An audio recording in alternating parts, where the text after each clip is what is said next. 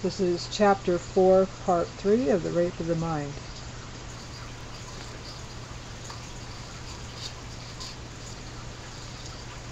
The latent dependency needs and latent homosexual tendencies that lie deep in all men make him willing to accept his guard as a substitute father figure.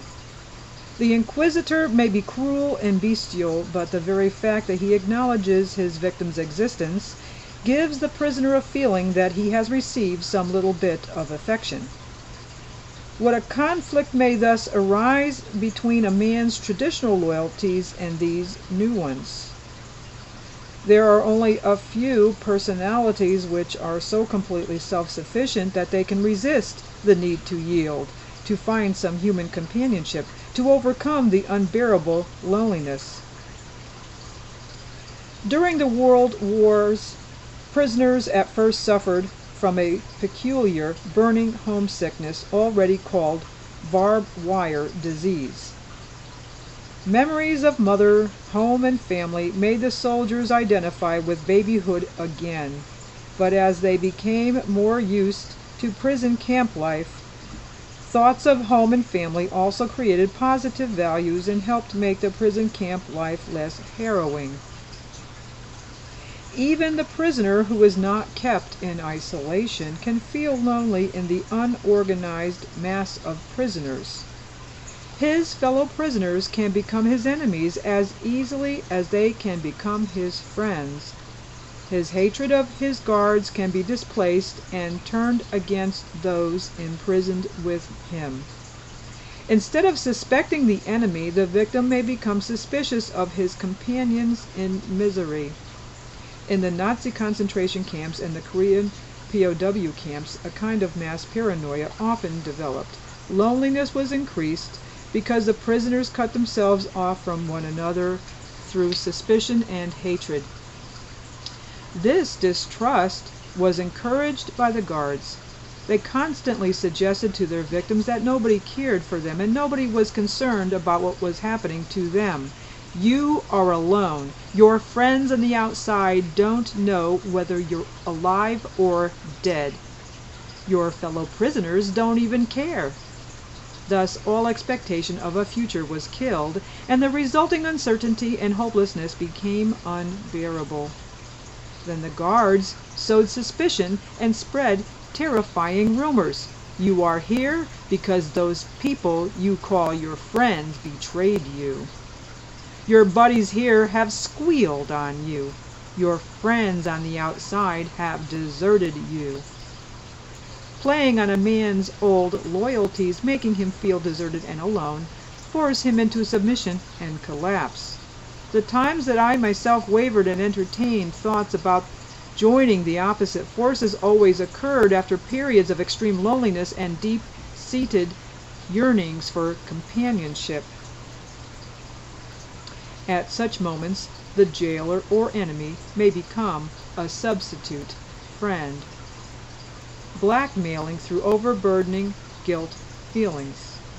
Deep within all of us lie hidden feelings of guilt, unconscious guilt, which can be brought to the surface under extreme stress. The strategy of arousing guilt is the mother's oldest tool for gaining dominance over her children's souls. Her warning and accusing finger or her threatening eyes give her a magic power over them and help to create deep-seated guilt feelings which may continue all through their adult lives. When we are children, we depend on our parents and resent them for just this reason.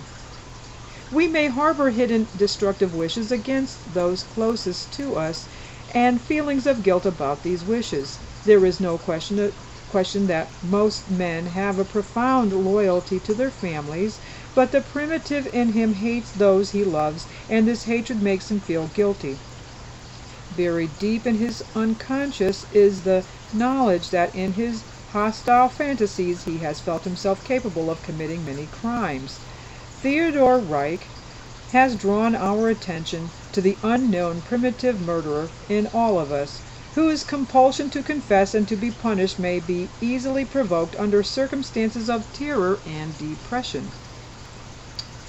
This concept of concealed infantile hostility and destructiveness is often difficult for the layman to accept, but consider for a moment the popularity of the detective story.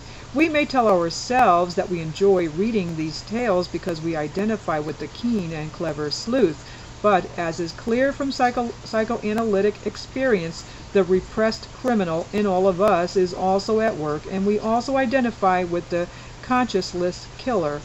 As a matter of fact, our repressed hostilities make the reading of hostile acts attractive to us.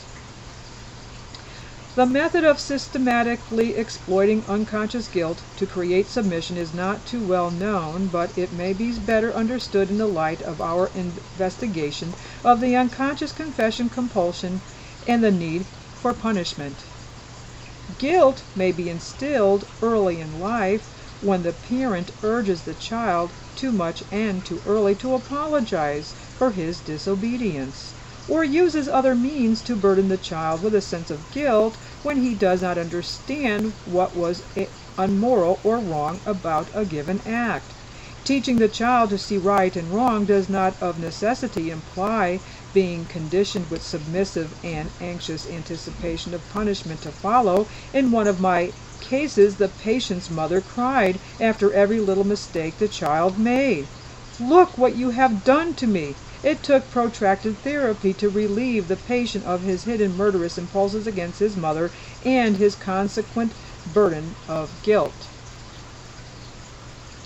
In the political sphere, many such early child-rearing methods are symbolically repeated. Continual purges and confessions, as we encounter them in the totalitarian countries, arouse deeply hidden guilt feelings. The lesser sin of rebellion or subversion has to be admitted to cover personal thoughts of crime which are more deeply embedded. The personal reactions of those who are continually interrogated and investigated give us a clue as to what happens. The very fact of prolonged interrogation can re-arouse the hidden and unconscious guilt of the victim. At a time of extreme emotion, after constant accusation and day-long interrogation, when he has been deprived of sleep and reduced to a state of utter despair, the victim may lose the capacity to distinguish between the real criminal act of which he is accused and his own fantasied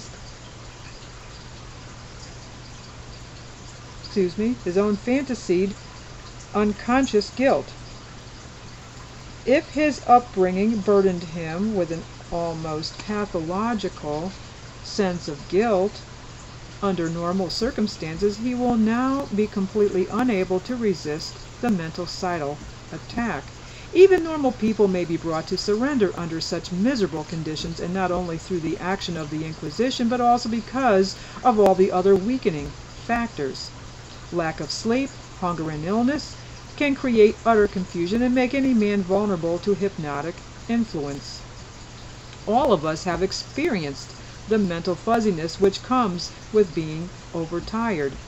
Concentration camp victims know how hunger especially induces a loss of mental control. In the fantastic world of the totalitarian prison or camp, these effects are heightened and exaggerated. The Nazis, through clever exploitation of their victims' unconscious guilt, after poking into the back corners of their minds, were often able to convert courageous resistance fighters into meek collaborators. That they were not uniformly successful can be explained by two factors. The first is that most of the members of the underground were inwardly prepared for the brutality with which they were treated. The second is that, clever as the Nazi techniques were, they were not as irresistible as the methodical tricks of the communist brainwashers are. When victims of Nazi brutality did break down, it was not torture, but often the threat of reprisal against family which made them give in. Sudden, acute confrontation with a long-buried childhood problem creates confusion and doubt. And I will stop it right there, and we will pick up in The next video, we are in Chapter 4, The Rape of the Mind. See you there.